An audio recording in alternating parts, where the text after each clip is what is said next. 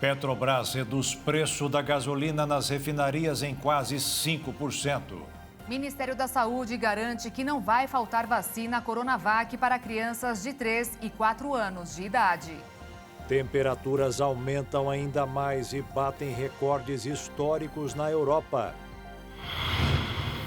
Ex-ministro das Finanças é favorito para ser o novo primeiro-ministro do Reino Unido. Pecuária do Mato Grosso do Sul acumula bons resultados com aumento de quase 50% das exportações. Paulistano gasta metade de um salário mínimo para comprar apenas 13 itens da cesta básica. Definidos os confrontos das quartas de final da Copa do Brasil de Futebol. E baleias franca levam os filhotes para passear no litoral de Santa Catarina. A partir de agora, no Jornal das 22.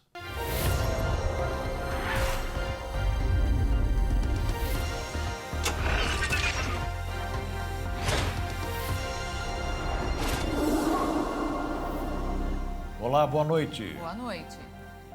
Os incêndios florestais continuam assolando o interior seco da Espanha e de outros países europeus. A onda de calor que havia se instalado no sul da Europa na semana passada avançou para o norte, fazendo com que o Reino Unido batesse recorde de temperaturas ao registrar 40 graus Celsius pela primeira vez na história. As chamas incandescentes devastaram a província de Zamora, na Espanha. Além desse município, mais de 30 incêndios florestais continuaram a arrasar diversas partes espanholas. Segundo o Serviço de Monitoramento da Atmosfera Copérnicos da União Europeia, os incêndios na Espanha produziram 1.300.000 toneladas de dióxido de carbono, um dos principais gases associados ao efeito estufa. Essa foi a maior quantidade registrada para o período de queimadas desde que a instituição começou a coletar os dados em 2003. Segundo os dados do governo espanhol, essa tem sido a pior queimada da última década, onde mais de 70.000 hectares foram perdidos até agora. Já no país vizinho, Portugal já registrou mais de 1.000 mortes causadas pela onda de calor. O chefe de saúde português tem alertado que o país deve se preparar para lidar com os efeitos das mudanças climáticas à medida que as temperaturas continuam subindo. O calor, a seca e a má gestão florestal foram responsáveis por vários incêndios que varreram Portugal.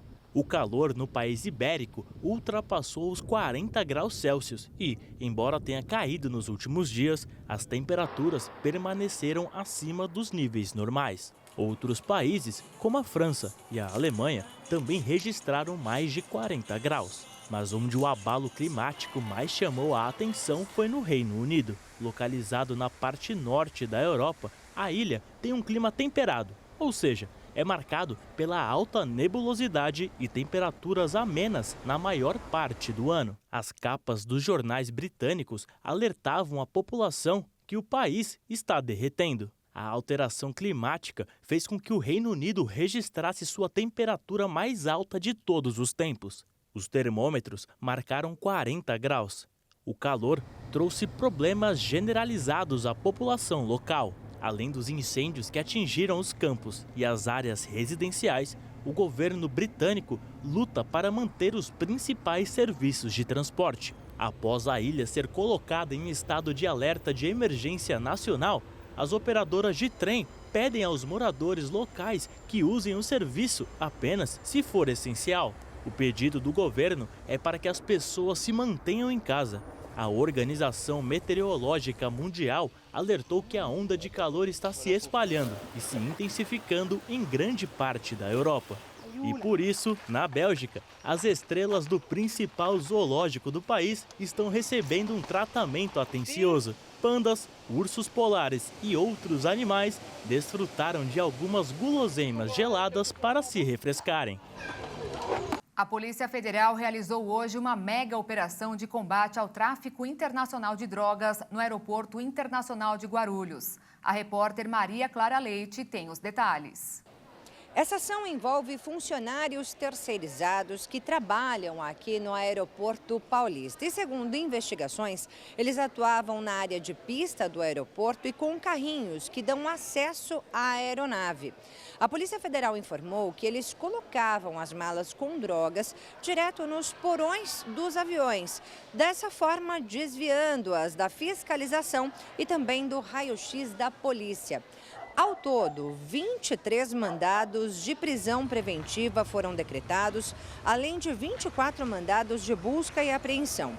Desse total, pelo menos 18 pessoas que são alvos de prisão trabalham aqui no aeroporto de Guarulhos. Mas os principais alvos da Polícia Federal são 2 traficantes de drogas que aliciavam os funcionários e chefiavam o envio dos entorpecentes do Brasil para a Europa, por meio aqui do terminal.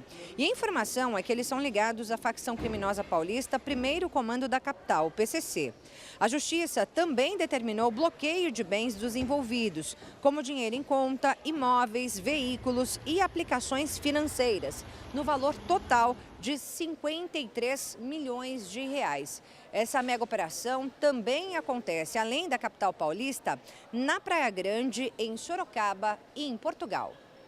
Enquanto isso, no Rio de Janeiro, a Delegacia de Atendimento à Mulher de São João do Meriti concluiu o inquérito sobre o abuso sexual praticado pelo anestesista Giovanni Quintela contra uma paciente no último dia 10. Ele foi indiciado pela violência contra vulnerável, porque a mulher foi sedada. A investigação foi remetida à Justiça, enquanto são apuradas outras 5 denúncias envolvendo o médico. A Organização Mundial da Saúde fez um alerta sobre uma nova onda de Covid na Europa que vive uma situação semelhante à do verão de 2021, com quase 3 mil mortes por semana pela doença. E ainda pediu aos governos que se preparem para o desafio do próximo outono e inverno, estações que podem aumentar o número de casos e óbitos. A OMS pontuou que a chegada das estações mais frias coincide com a reabertura das escolas e a volta das férias de trabalho, o que, consequentemente, aumentará o número de hospitalizações. Essa perspectiva, que é um enorme desafio para os trabalhadores da saúde em todos os países, que já estão sob enorme pressão de lidar com crises recorrentes desde 2020.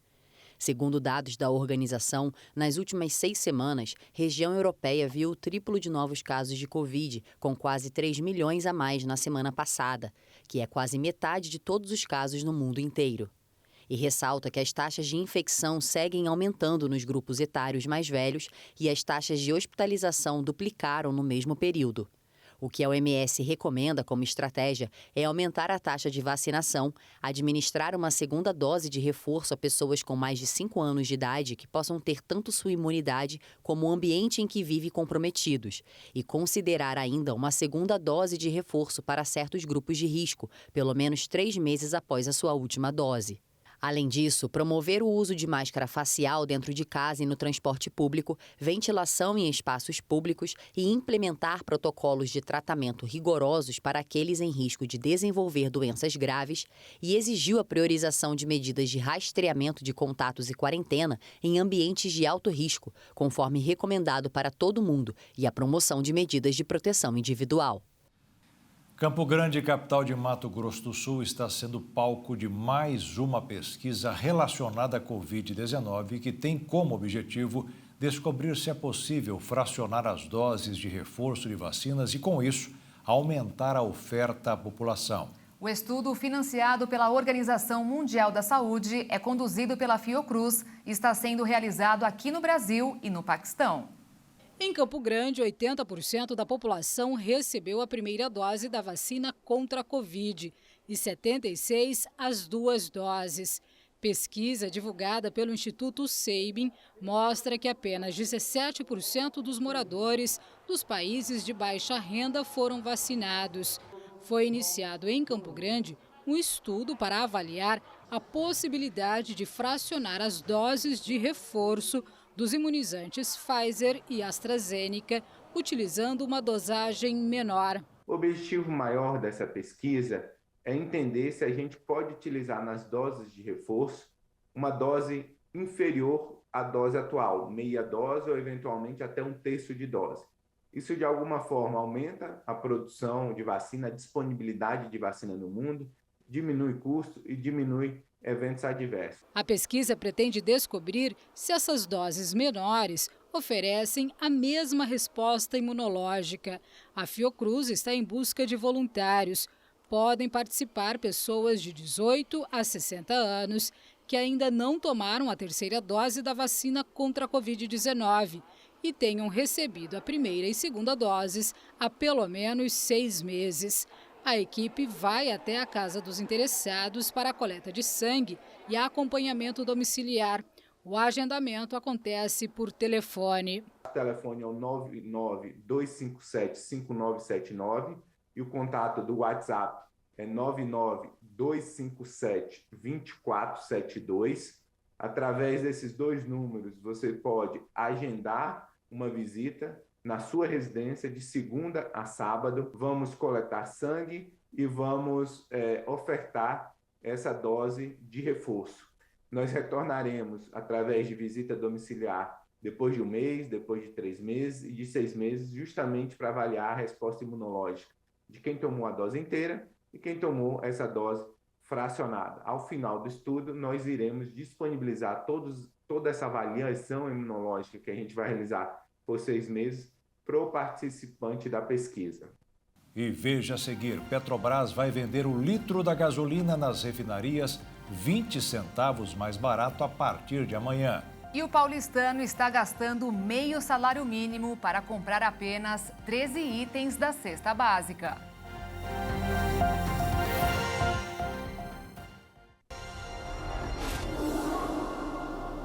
E os preços do diesel e do etanol deverão ficar mais baratos para o consumidor em alguns dias. O governo federal busca uma redução adicional nos preços do diesel e do etanol nas bombas, para ficar mais competitivo em relação à gasolina. Isso porque os valores cobrados pela gasolina vêm caindo mais do que os dos outros combustíveis. O Ministério de Minas e Energia informou que a prorrogação até o fim de 2023 do prazo para que os distribuidores de combustíveis fósseis comprovem as metas de compra compulsória dos chamados créditos de descarbonização vai ter um impacto no preço do diesel. No caso do etanol, a expectativa é de um recuo adicional a partir da entrada em vigor da PEC de auxílios, que também ofereceu desconto ao valor desse combustível com a redução do ICMS cobrado. Pela matemática do Ministério, com as medidas de redução de tributos já tomadas, o litro do diesel pode cair em média 13 centavos. E considerando a prorrogação do prazo dos créditos de carbono, o preço pode baixar mais 10 centavos e chegar a R$ 7,45 em média. Já o potencial de queda estimado para o etanol é de 31 centavos e pode cair mais 24 centavos para R$ 4,32 o litro com a promulgação da PEC. O dólar fechou em leve queda nesta terça-feira com o enfraquecimento internacional da divisa norte-americana à medida que investidores aguardavam decisões de política monetária de grandes bancos centrais, além dos riscos político-fiscais domésticos. A queda foi de 0,04%, encerrando o dia em R$ 5,42 na venda. A Bolsa de Valores subiu 1,37%, com 98.244 pontos. Já na cesta da alimentação existe um problema sério. O preço dos itens básicos passou do ponto, como o litro de leite, que subiu 14% em São Paulo só no mês passado. No café da manhã, ele costuma ser indispensável para muita gente. Mas com preço nas alturas, está difícil manter o leite no cardápio. Estou tomando menos leite, inclusive estou até preferindo ir para os leites vegetais, às vezes, porque eles estão quase o mesmo preço do leite normal. Segundo o levantamento da Precifica, empresa especializada em soluções de estratégias de preços e monitoramento de valores cobrados no comércio eletrônico, o litro do leite subiu mais de 14% no e-commerce em junho, na comparação com o mês anterior. O leite, o problema é entre safra, né? Todo ano, no inverno, o volume de captação de leite diminui bastante. E essa redução no volume de captação faz o preço do leite subir. É claro que existem outros custos, né, na produção de leite. Tem a parte do frete, que ficou mais caro por conta do aumento do diesel, né? Tem a parte da mão de obra, que subiu, os custos com rações para tratar dos animais também avançaram bastante, então isso ajuda a explicar uma parte desse aumento. E é claro que os derivados do leite acompanham o aumento. Manteiga, o queijo subiu bastante também. Mas não para por aí. A cada dia o carrinho no supermercado tende a ficar mais vazio, especialmente aqui em São Paulo. Para adquirir apenas 13 itens da cesta básica, o paulista compromete mais da metade do salário mínimo. São aproximadamente R$ 692 para comprar para o mês. Leite, farinha, óleo, café, açúcar, sal, manteiga, arroz, feijão, batata, tomate, banana e a carne, que muita gente nem compra mais. Os dados são de uma pesquisa realizada pela Precifica com 5 grandes plataformas de supermercados daqui de São Paulo.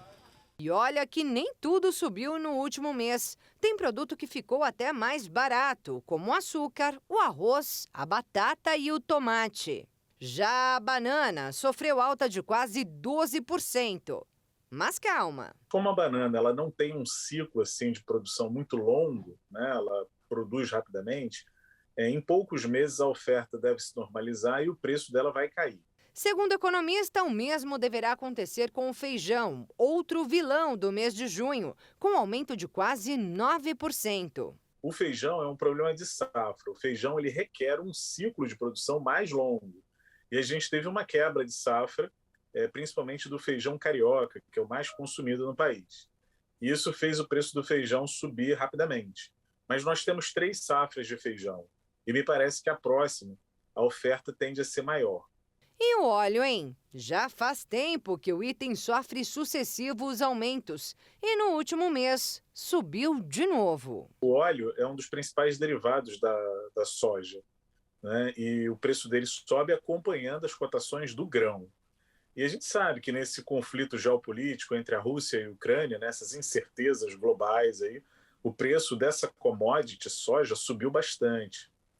Mas, atualmente, ela já se encontra em desaceleração, né? Então, a gente já está vendo cotação da soja mais baixa. Então, isso antecipa para a gente que, em poucos meses, o óleo de soja também deve começar a baixar ao consumidor. Até lá, a dica da Luciane é economizar. Tem muita gente que põe muito óleo para fazer um arroz, um feijão. Põe menos. Assim fica mais barato e mais saudável. Agora, para quem quer gastar menos em todos os itens da cesta, o negócio é reduzir tudo, como ensina o seu Valdomiro. Faz um regime.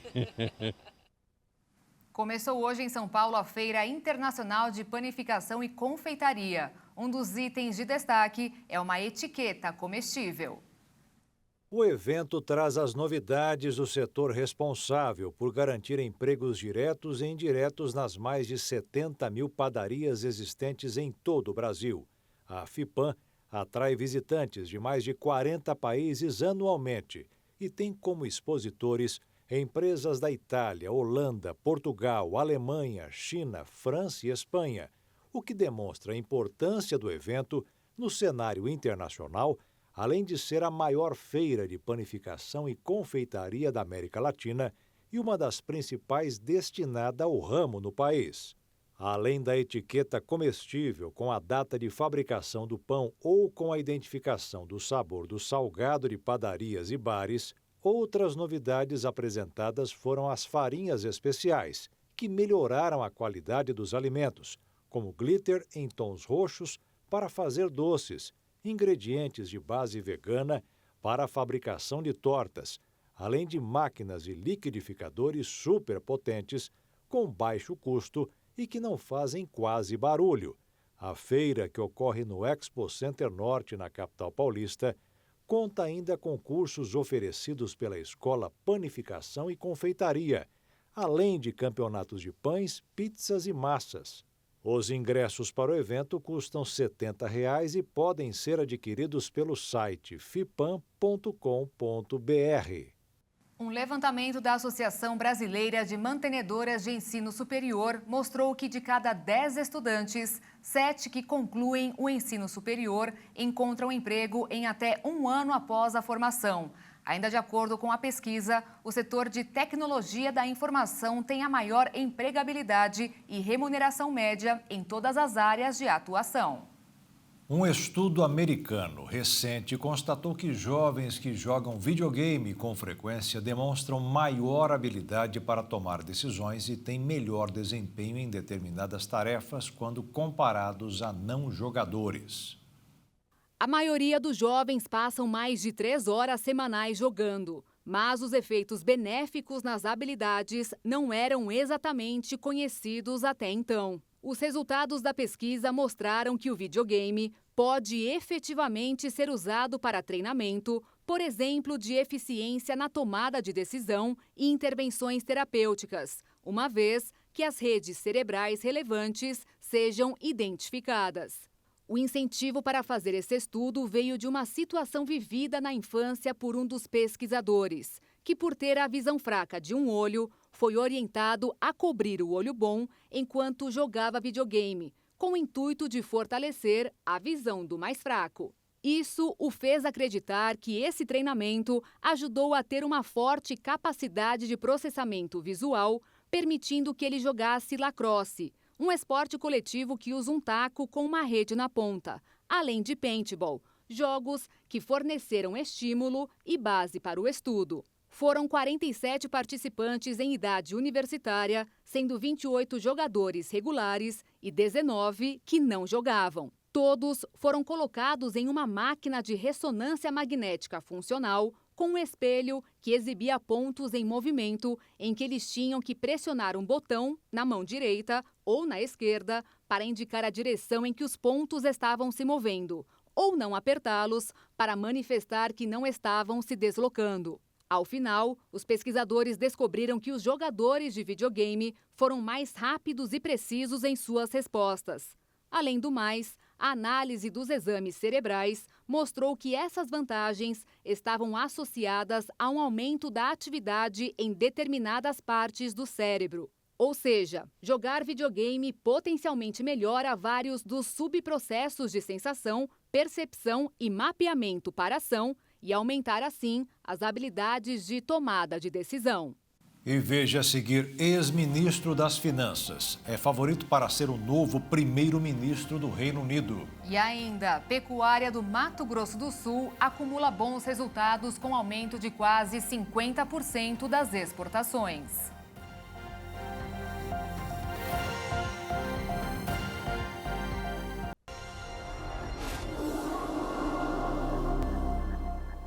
Quem trabalha no mercado de carnes do Brasil tem uma notícia boa atrás da outra. As exportações sobem sem parar e o Mato Grosso do Sul é um dos estados com os melhores resultados. As exportações de carne bovina em Mato Grosso do Sul registraram um crescimento de 47% no primeiro semestre do ano, totalizando 608 milhões de dólares.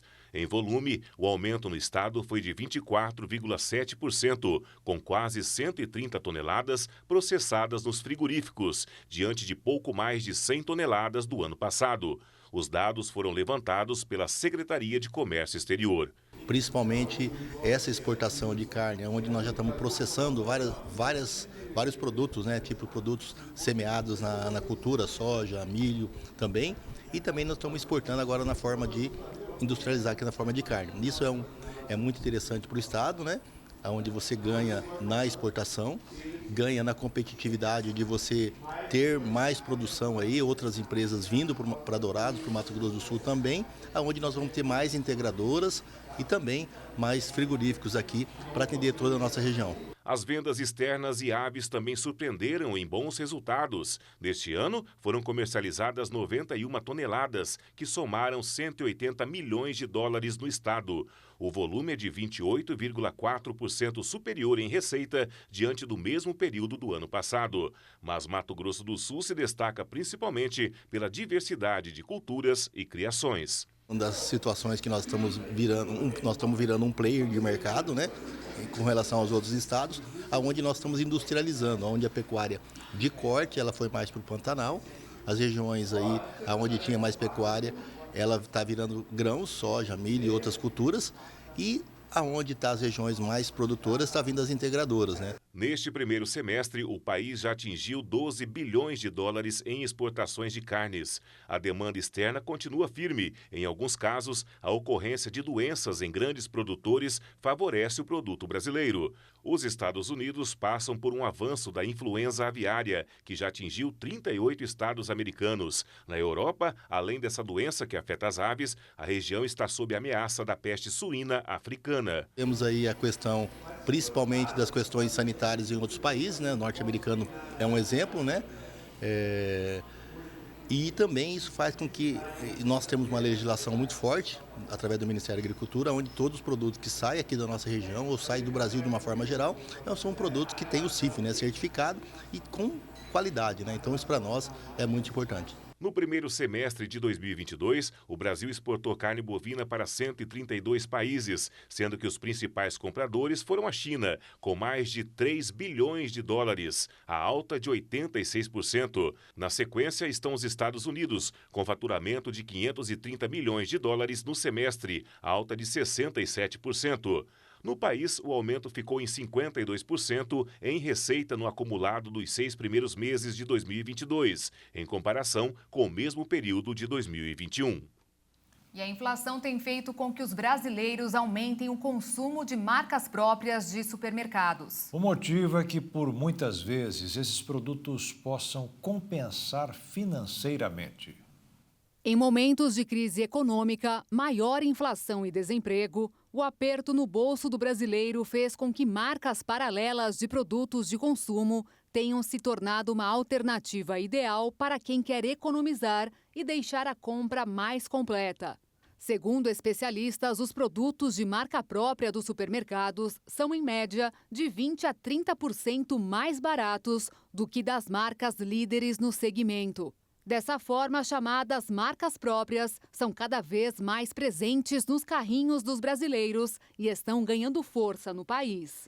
Nos primeiros 4 meses deste ano, as pessoas gastaram 7,68% a mais com marcas próprias quando comparado ao mesmo período de 2021. Segundo uma pesquisa, mais de 1/5 de tudo que passou pelos caixas era da marca da empresa. Dessa forma, os especialistas veem o cenário atual como uma oportunidade para as marcas próprias. Apesar dos consumidores terem começado a experimentar por necessidade, esse pode ser o momento das empresas oferecerem um produto de qualidade, com um bom preço e de maneira consistente. As modalidades Pix-Saque e Pix-Troco movimentaram pouco mais de 120 milhões de reais em 7 meses de existência. Segundo o Banco Central do Brasil, a adesão ainda é baixa em relação ao volume total de transferências via Pix, mas tem crescido.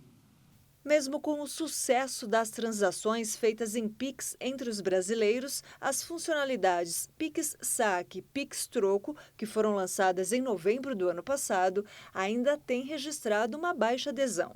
Essas modalidades permitem aos usuários fazer saques em estabelecimentos comerciais, não apenas em caixas eletrônicos. Mas a oferta desses produtos é opcional e depende da adaptação dos sistemas das lojas. De acordo com o balanço feito pelo Banco Central do Brasil, entre dezembro do ano passado e junho deste ano, foram realizadas 868.256 transações das modalidades Pix, Saque e Troco, movimentando um total de 122 milhões de reais. Apesar de ainda baixos, os números de operações com as novas modalidades têm aumentado aos poucos. Em junho, o Pix-Saque movimentou mais de 31 milhões de reais, enquanto em janeiro foi cerca de 9 milhões e 700 mil. O Pix-Troco passou de 145 mil movimentados em janeiro para 321 mil em junho. Já o sistema de pagamento instantâneo, no mês de junho, movimentou quase 773 bilhões de reais, em mais de 1 bilhão e 600 milhões de transações. Desde a criação do Pix, em novembro de 2020, foram movimentados pela modalidade de transferência mais de 17 trilhões e meio de reais. Os beneficiários do Auxílio Brasil com número de inscrição social de final 2 receberam hoje a parcela de julho. O valor do benefício é de R$ 400. As datas seguem o modelo do Bolsa Família, que pagava os beneficiários nos 10 últimos dias úteis do mês. O beneficiário poderá consultar informações sobre as datas de pagamento, o valor do benefício e a composição das parcelas em 2 aplicativos: o Auxílio Brasil, desenvolvido para o Programa Social, e o Caixa Tem, usado para acompanhar as contas poupança digitais do banco. Atualmente, quase 18 milhões de famílias são atendidas pelo programa. No início do ano, 3 milhões de famílias foram incluídas no Auxílio Brasil. Neste mês, as parcelas mínimas ainda equivalem a R$ 400.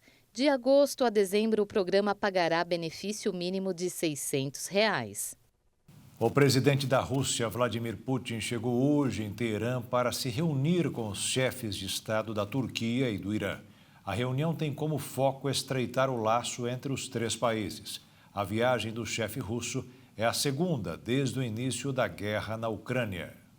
Os 3 devem ter conversas centradas principalmente no conflito na Síria, mas também sobre a guerra na Ucrânia e os impactos na economia mundial. A televisão estatal mostrou imagens da chegada de Putin à capital do Irã, palco de sua segunda viagem internacional desde o começo da ofensiva russa na Ucrânia em 24 de fevereiro. O encontro dos líderes dos 3 países acontece depois da visita do presidente americano Joe Biden ao Oriente Médio. O democrata esteve em Israel e na Arábia Saudita, 2 países hostis ao Irã.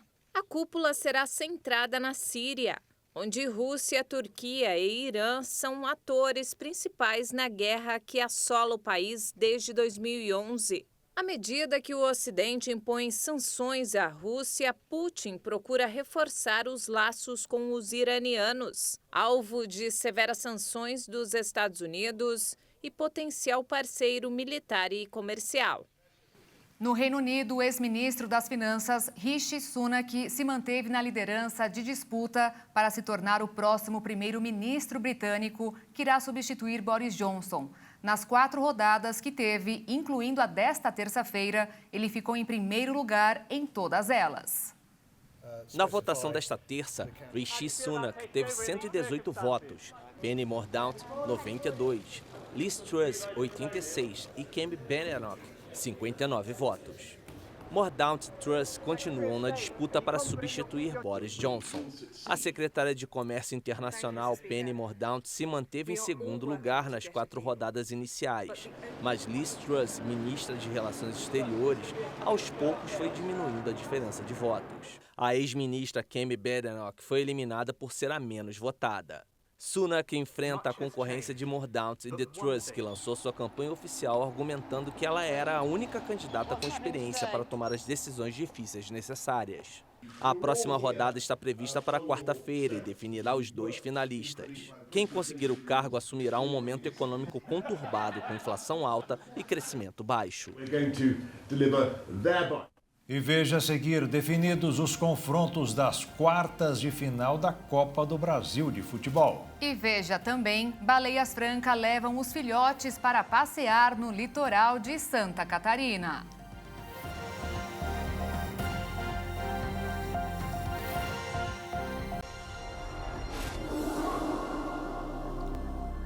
O procurador federal dos Direitos do Cidadão, Carlos Alberto Vilhena, e um grupo de 42 procuradores do Ministério Público Federal assinaram hoje um pedido para que o Procurador-Geral da República, Augusto Aras, abra uma investigação sobre os ataques que o presidente Jair Bolsonaro fez ao sistema eleitoral, feitos durante uma reunião realizada ontem com um grupo de embaixadores. Eles afirmam que a conduta afronta e avilta a liberdade democrática. Depois de 2 décadas, o número de eleitores de 16 e 17 anos voltou a crescer no Brasil, segundo dados do Tribunal Superior Eleitoral. Segundo a Justiça Eleitoral, 2.100.000 eleitores de 16 e 17 anos estão aptos a votar. O número é o maior desde 2002, quando o país registrou 2.200.000 eleitores nessa faixa etária. O patamar mais baixo neste grupo foi registrado em 2018, quando 1.400.000 eleitores tiraram o título. O voto para essa parcela do eleitorado não é obrigatório. A permissão para os jovens votarem começou em 1989, mas não há dados específicos disponíveis daquela época. Especialistas acreditam que as campanhas realizadas pela Justiça Eleitoral para estimular os jovens a participarem das eleições têm sido eficientes. Antes, as propagandas eleitorais eram feitas apenas pela televisão. Mas agora o Tribunal Eleitoral está mais ativo na internet, aproveitando principalmente o engajamento de influencers e artistas.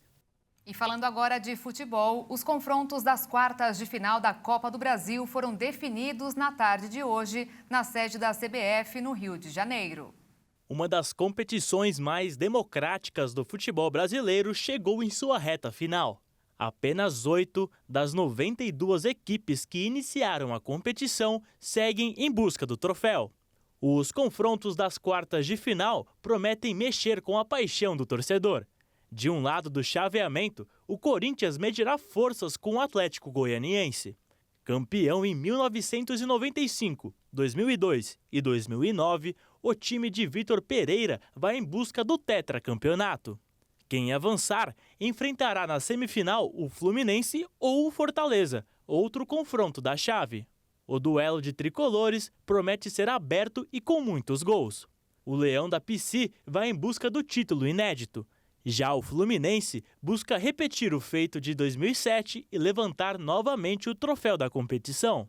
Para isso, o tricolor carioca conta com a grande fase do centroavante argentino Germán Cano e a classe de Paulo Henrique Ganso. Do outro lado da chave, São Paulo e América Mineiro vão em busca do título pela primeira vez. O tricolor paulista entra motivado no confronto após eliminar o Palmeiras no Allianz Parque nos pênaltis. Já os mineiros, que não vivem um bom momento no Campeonato Brasileiro, esperam que a partida seja um divisor de águas na temporada e contam com o apoio incondicional de seu torcedor para levar a melhor sob o tricolor. Quem passar, pega na semifinal o vencedor da partida entre Atlético Paranaense e Flamengo, que promete ser o duelo mais equilibrado dessa fase. Nos últimos anos, as duas equipes protagonizaram uma acirrada rivalidade disputando vaga na final da Copa do Brasil, com direito a muitas provocações entre os jogadores. Os jogos de ida acontecerão nos dias 27 e 28 de julho. Já os da volta, dia 17 e 18 de agosto. Os clubes que avançarem para as semifinais receberão uma premiação no valor de R$8 milhões. E além desse dinheirão, né, Beatriz? 8 milhões de reais, tudo isso, esse espetáculo mexe com as mentes e corações da juventude, principalmente. E muitos garotos sonham em vestir a camisa de um grande clube e jogar em modernos estádios do mundo. Mas a realização desse sonho pode começar em um campinho de terra. É verdade. O Palmeiras é um dos times que tem apostado no futebol raiz para formar novos craques. E para aprimorar a habilidade, os garotos dos times de base treinam na várzea. Voltar às origens para resgatar o jogo bonito. Esta é a missão do Palmeiras neste campinho de várzea no noroeste de São Paulo. Há 6 anos, as divisões de base infantis do bicampeão da Libertadores recorrem às favelas para observar os peladeiros que desfilam o futebol nos campos de terra batida. A gente tem um grande objetivo geral, é resgatar a pedagogia da rua, o futebol de rua, através de estímulos nas quais eles vão ter a liberdade para jogar, a liberdade para poder desenvolver conceitos individuais, sem a pressão num treinamento.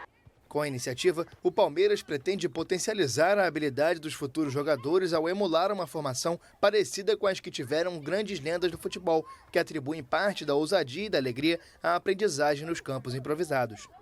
Várias figuras do futebol alertam sobre uma robotização do esporte, devido ao fato de que muitos jovens fazem escolinhas de futebol em campos melhores e não nas favelas como as antigas gerações. É muito engraçado porque a gente normalmente joga no campo, né? E aqui é muito difícil, que a bola vai pingando, sabe? Aí a diferença é muito grande do campo para cá e a gente desenvolve personalidade, porque se você joga bem aqui, você desenvolve lá no campo. Entre calças rasgadas e joelhos sujos de terra, os jovens jogadores lapidam a técnica e mantêm vivo o estilo futebolístico característico do Brasil. Treinadores garantem que isso dá consciência às crianças dos privilégios que têm e ajuda a colocar os pés no chão em relação à realidade brasileira.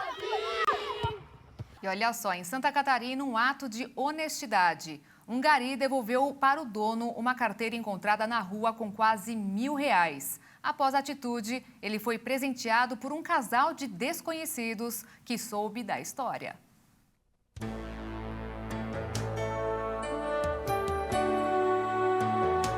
Após ficarem maravilhados com a atitude do gari, um casal saiu da cidade de Imaruí, em Santa Catarina, e viajou mais de 100 quilômetros até Florianópolis para entregar R$950 em dinheiro para ele. Chegando na cidade, eles perceberam que o gari tinha uma filha de pouco mais de 2 meses de idade que só se alimentava com fórmulas específicas. O casal, então, decidiu dar o valor para ser convertido em leite e fraldas. Eles contaram que há 30 anos atrás tiveram filhos gêmeos e também sofreram dificuldades para comprar leite especial. A atitude não foi pelo valor do dinheiro em si, mas para poder inspirar próximas gerações.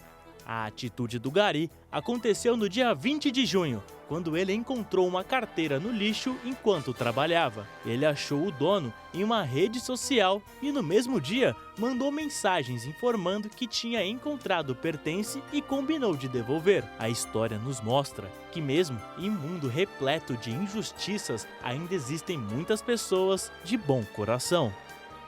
E pelo menos 4 baleias francas foram flagradas passeando no mar de Santa Catarina. Os registros foram realizados enquanto elas nadavam pela praia de Itapiruba Norte, em Imbituba, no sul catarinense. Os animais visitam bastante a região e já foram vistos outras vezes no estado em outras 3 oportunidades e nomeados como B704 e B535. Em 2013, a baleia B704 fez sua primeira aparição na praia de Santa Catarina, depois voltou novamente em 2016 e 2019. Já a B535 foi vista pela primeira vez na praia em 2009 e voltou à região em 2013 e 2018. Mas o que mais chamou a atenção dos pesquisadores foi o fato delas sempre estarem acompanhadas de filhotes. Como é comum a presença de baleias nessa época do ano na região, o IBAMA alerta que existem regras para poder observá-las com segurança. Como, por exemplo, respeitar distâncias de aproximação de pelo menos 100 metros e não avançar bruscamente em direção a elas. Mas nada que impeça de fazer um belo registro caso as encontre no meio do mar. E a edição desta terça-feira termina aqui. Obrigada pela sua companhia, um ótimo fim de noite para você e nós te esperamos amanhã. Boa noite, fique na paz. Tchau.